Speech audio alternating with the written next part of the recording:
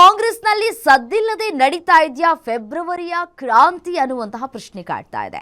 Budget ಸಮಯದಲ್ಲೇ ಶಾಸಕರಿಂದ ವಿದೇಶ ಪ್ರವಾಸಕ್ಕೆ ಒಂದಷ್ಟು ಪ್ಲಾನ್ಗಳು ಆಗಿತ್ತು.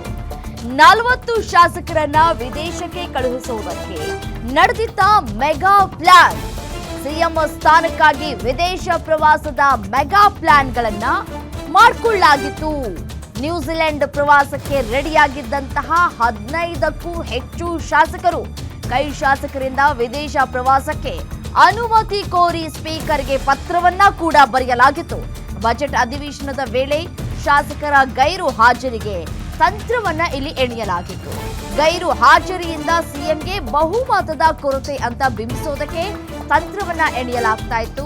ಶಾಸಕರ ಗೈರು ಹಾಜರಿ ವಿರುದ್ಧ ವಿಪಕ್ಷದಿಂದ ಅವಿಶ್ವಾಸ ನಿರ್ಣಯ. ಈ ಮುಖಾಂತರ ಹೈಕಮಾಂಡ್ ಅನ್ನ ಕಟ್ಟಿ ಹಾಕೋದಕ್ಕೆ, ಕುರ್ಚಿಯನ್ನ ಪಡೆಯೋದಕ್ಕೆ ರಣತಂತ್ರವನ್ನ ಎಣಿಯಲಾಗಿತ್ತು. ಶಾಸಕರ ವಿದೇಶ ಪ್ರವಾಸದ ಮಾಹಿತಿ ಸಿಕ್ಕ ಬೆನ್ನಲ್ಲೇ ಟೂರ್ಗೆ ಬ್ರೇಕ್ ಹಾಕಲಾಗ್ತಾ ಇದೆ. ಕೊನೆ ಕ್ಷಣದಲ್ಲಿ 40 ಶಾಸಕರ ವಿದೇಶ ಪ್ರವಾಸಕ್ಕೆ ಬ್ರೇಕ್ ಹಾಕಲಾಗಿದೆ. ಹೈಕಮಾಂಡ್ ನಾಯಕರು ಈ ಒಂದು ಬ್ರೇಕ್ ಹಾಕುವಂತಹ ಕೆಲಸಕ್ಕೆ ಮುಂದಾಗಿದ್ದಾರೆ.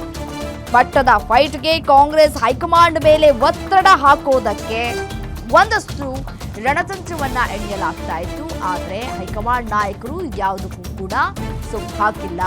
ಯಾರು ಕೂಡ ವಿದೇಶ ಪ್ರವಾಸಕ್ಕೆ ಕೈಗೊಳ್ಳಬಾರದು ಅಂತ ಹೇಳಿ ಕಠಿಣವಾದಂತಹ ಸಂದೇಶವನ್ನ ರವಾನೆ ಮಾಡಿದಂತೆ ಕಾಣಿಸ್ತಾ ಇದೆ ಹೈಕಮಾಂಡ್.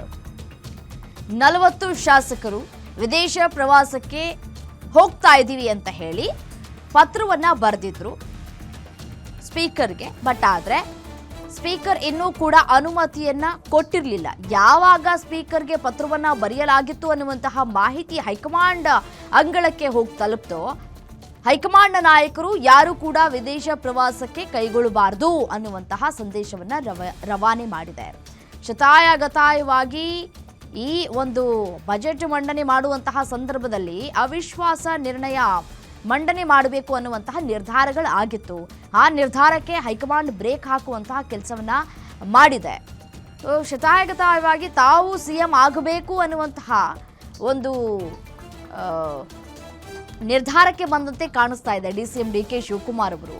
ಈ ಹಿಂದೆ ಹೇಳಿದಂತೆ ಹೈಕಮಾಂಡ್ನ ನಾಯಕರು ಏನ್ ಪ್ರಾಮಿಸ್ ಮಾಡಿದ್ರು ಆ ಒಂದು ಪ್ರಾಮಿಸ್ ಅನ್ನ ಉಳಿಸ್ಕೊಳ್ಬೇಕು. ಸಿದ್ದರಾಮಯ್ಯನವರು ಏನು 50-50 ಈ ಒಂದು ಅನುಪಾತ ಏನಿದೆ ಅದಕ್ಕೆ ಅವರು ಒಪ್ಕೊಂಡಿದ್ರು.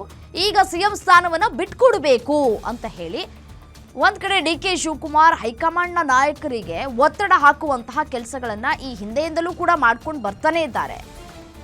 ಸೆಪ್ಟೆಂಬರ್ ಇಂದಲೂ ಕೂಡ ಇದೇ ರೀತಿಯಾದಂತಹ ಒಂದಷ್ಟು ರಣತಂತ್ರವನ್ನ ಕೂಡ ಎಣಿಯಲಾಗ್ತಾ ಇದೆ. ಬಟ್ ಆದ್ರೆ ಯಾವ ರಣತಂತ್ರದಲ್ಲೂ ಕೂಡ ಅವರು ಯಶಸ್ವಿಯನ್ನ ಕಂಡಿಲ್ಲ, ಫೇಲ್ಯೂರ್ ಅನ್ನ ಕಾಣ್ತಾನೆ ಬಂದಿದ್ದಾರೆ.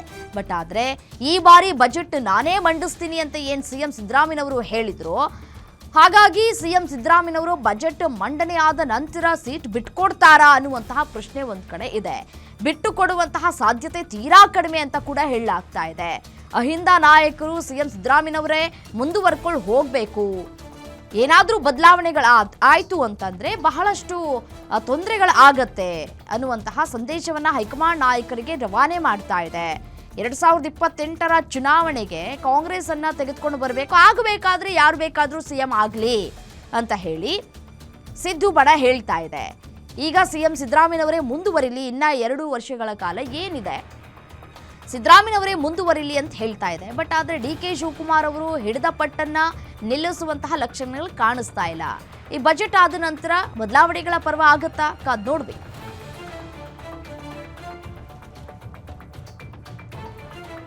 ದೃಶ್ಯಾವಳಿಗಳಲ್ಲಿ ಗಮನಿಸ್ತಾ ಇದ್ರಿ, ಈಗ 40 ಶಾಸಕರು ಏನು ಈ ವಿದೇಶ ಪ್ರವಾಸಕ್ಕೆ ಹೋಗಬೇಕು ಅಂತ ಹೇಳಿ ತೀರ್ಮಾನವನ್ನ ಕೈಗೊಂಡಿದ್ರು, ಆ ಕುರಿತಂತೆ ಸ್ಪೀಕರ್ಗೆ ಈ ಒಂದು ಪತ್ರವನ್ನ ಬರೆದಿರುವುದನ್ನ ಗಮನಿಸ್ತಾ ಇದ್ರಿ.